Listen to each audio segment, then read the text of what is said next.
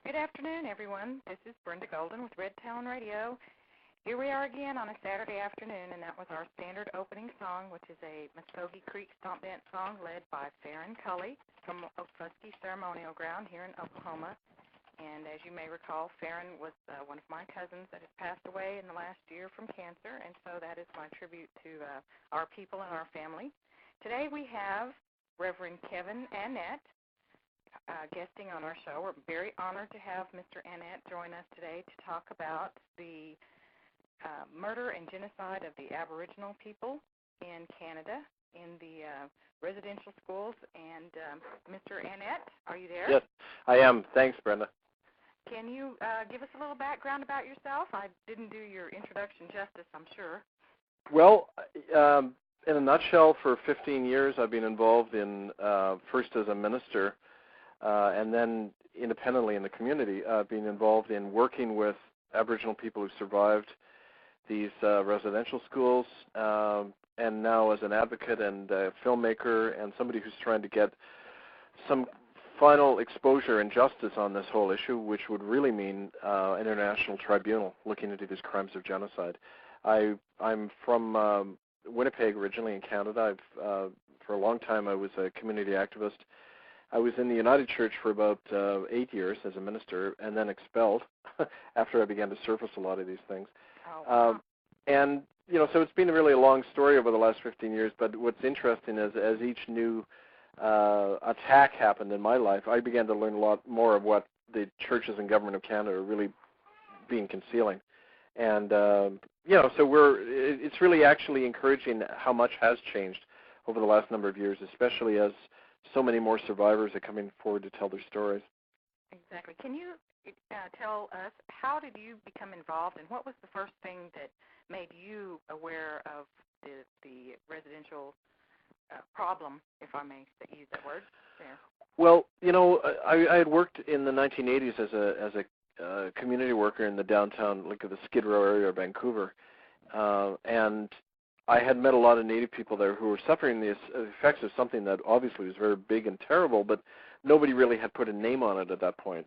There was a typical kind of racist assumption on the part of my people that, well, Native people are just this way, they just can't handle the liquor, or they're not a stable people. But they never, that always sounded very odd to me. There had to be a deeper reason. And when I became a minister and went out to Port Alberni on the west coast of Canada, I began to encounter for the first time the real reasons for this. And the thing that really started opening my eyes is being called out to do a lot of funerals in the Aboriginal world, a lot of young people who had killed themselves. The teenage suicide rate, 15 times the national average. And I began to get to know the families, and I could see right away it was because of the trauma and terror that their parents and grandparents had suffered that's passed on intergenerationally within the Native world. So that, I think, was the one thing that began to open my eyes. And, of course, letting people come into my church and speak from the pulpit about their experiences, that's when we first began to hear these stories of killings that had happened in the boarding schools. I think the boarding schools in Canada had a little different take. We here in the United States, our ancestors were rounded up and taken by force, but I believe there was a lot more to it in Canada than there was here, wasn't there? Well, one of the big differences, Brenda, is that there was, in Canada, the churches really ran the whole thing. The government stood back and authorized it, but they really let the churches do whatever they wanted. And still to this day, now that it's being shown that half the children never came back from these schools, we're talking 50,000 or more children who died over a century. The churches have never been prosecuted for these crimes. Not one church official has ever even gone to trial for the death of a child. When they're conducting medical experiments, sterilization programs, all the kinds of things that you hear about in connection to Nazi Germany, all of those things happening in Canada under church auspices, and yet still they're totally off the hook. If a serial killer was able to get away from his crime simply by issuing an apology to the families, we would think that outrageous. Yet these institutions are getting away with exactly that. So the big difference I see is that they have that kind of power in Canada, literally to be able to say, well, we're the churches, we're above the law, and that's been a real problem.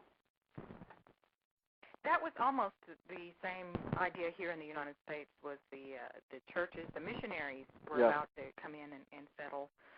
However, I have read accounts of children being put on cattle cars in Canada and shipped to the residential schools. Yeah, you're right. It was really the same system all over the continent. And again, it came out of the same philosophy that, well, Native people weren't really human, and we had the right to do this. We're superior to them, and we can do whatever they want in their best interest. I mean, that's how it was seen definitely by the missionaries. And you mentioned 50,000. Yeah. 50,000 children. Well, we know that from the very records of the government. Like, I began to publish these things as far back as 2001. I found medical records from the early part of the 20th century written by a guy called Dr. Peter Bryce. He had studied all of the residential schools all over Western Canada, which is where most of them were. And he found that every year up to between 40 and 60% of the kids were dying because of what he said was a deliberate practice where the school staff would take kids who were healthy and lock them up in dorms where children were dying of tuberculosis and then never treat anybody. Well, you know what's going to happen then. I mean, it was basically germ warfare. And one of the reasons they were doing it was clearly to depopulate whole areas of the West, because that's when the railway was opening up the West. That's when settlers and companies were coming in to exploit the land.